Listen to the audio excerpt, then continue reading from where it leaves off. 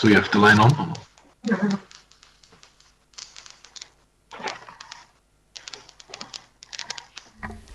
Колеги, доброго ранку. Український кризовий... Good morning, dear colleagues. The Ukrainian Crisis Media Center starts our working day. Now we are going to have a Skype connection with the deputy head of the SMM. OSCE, Mr. Hook.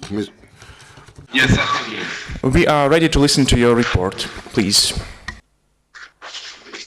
Thank you. Dear friends, I'm briefing you today from the water filtration station between Avdiivka and Yasinovato. This wider area, and indeed this very plant I'm sitting in today, has been the focus of intense fighting over the past 2 weeks. Let me stick to the facts. The filtration station lies on the northern side of the line of contact. None of the sides claims effective control over the site.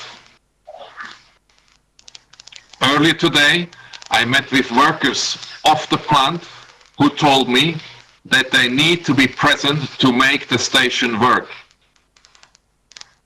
6 hours are needed to get the water flowing.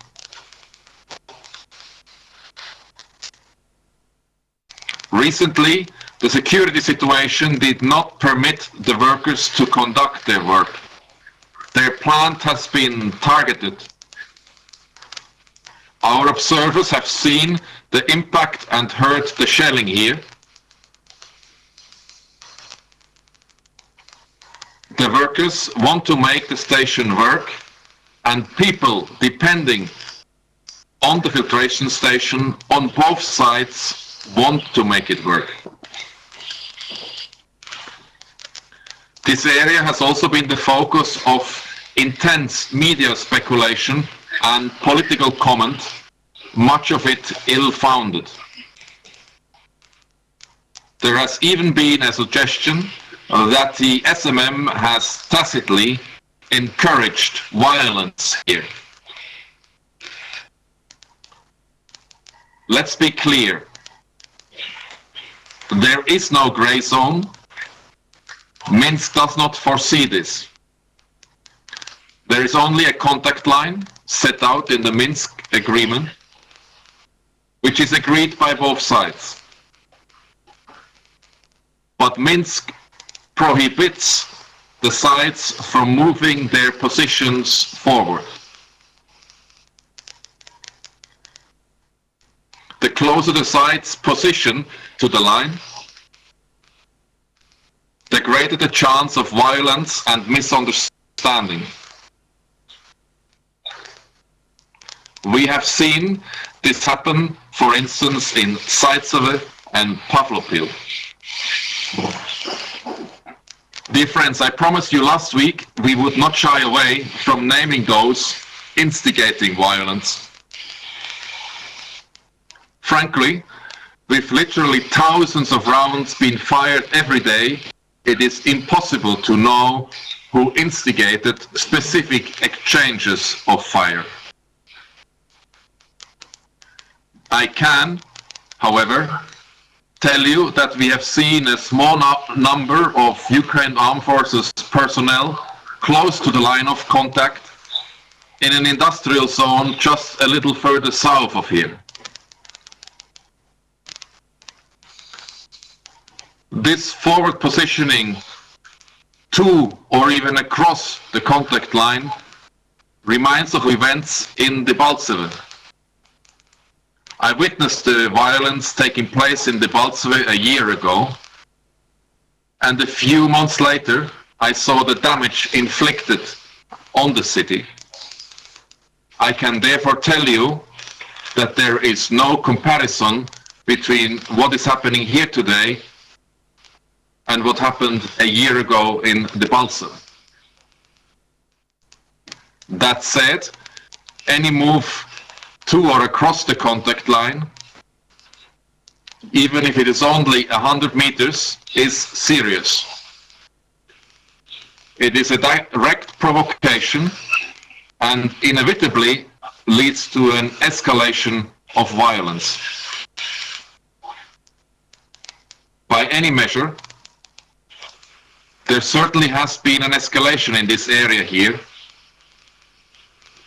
On Sunday, for instance, we witnessed in just 2 hours over 320 explosions, including mortar, tank, and automatic grenade launcher fire, and that happened not just here, but also in the vicinity of Jasinovato and Avdiivka.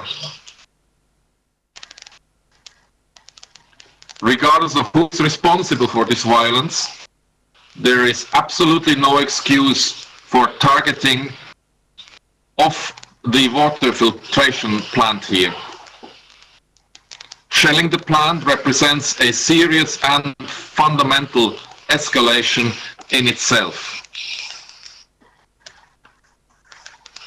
Since this conflict started, we have seen many tragedies and much suffering. A lot of it has involved civilians. With the sites positioning hardware and personnel in and around civilian infrastructures, civilians have invariably been caught in the crossfire.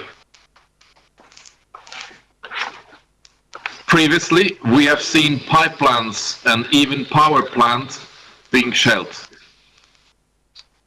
At least then, there was some military rationale. Or more often than not, the infrastructure had gotten in the way of some other intended target. Collateral damage, so to speak. But at this water plant, the shelling has been deliberate. Reckless endangering of civilians is a crime in itself, but punitive measures against civilians represents a new law.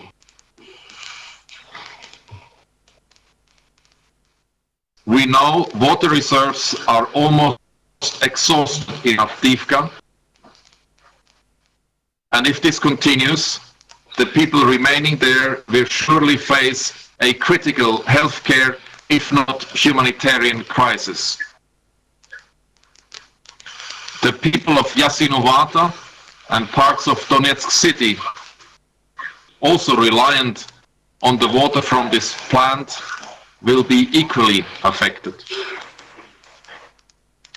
In addition, the people living around the plant face another threat. With a large amount of chlorine here in the plant, one shell landing in the wrong place could result in serious risks to the lives and health. Too often, those discussing the conflict in Minsk or Paris or wherever, or reading our reports on positions, weapons withdrawal or ceasefire violations, forget that we are talking about real people. Civilians, Ukrainians on both sides of the contact line. Here today, I am reminded that our focus should always be on these people. Whilst politicians and others are divided by politics and other matters, ordinary people have a shared suffering. This plant, its targeting and closure, after all, affects people on both sides of the contact line.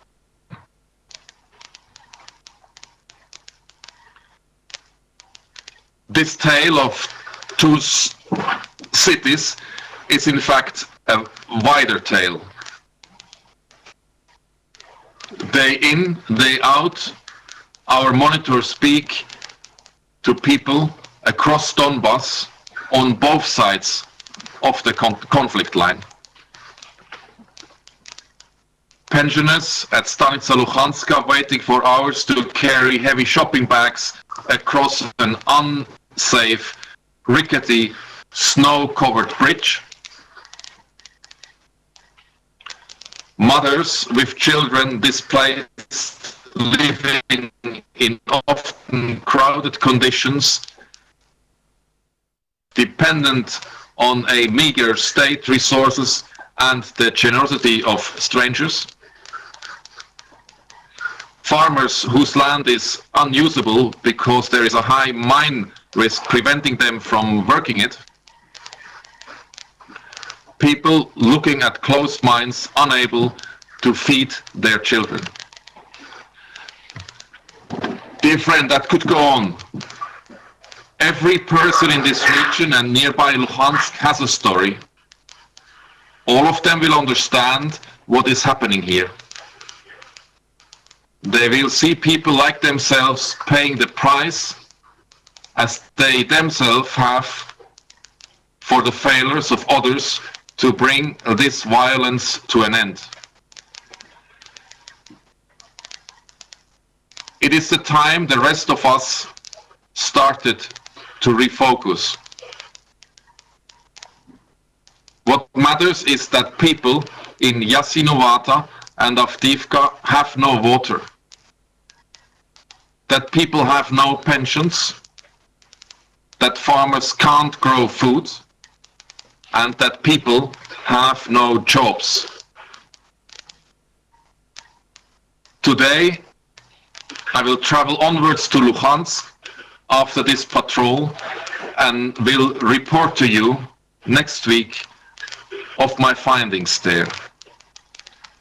As usual, at the end of my statement, I would like to inform you about the latest mission numbers. As of today, the mission counts 724 monitors, of which 595 are deployed in the east.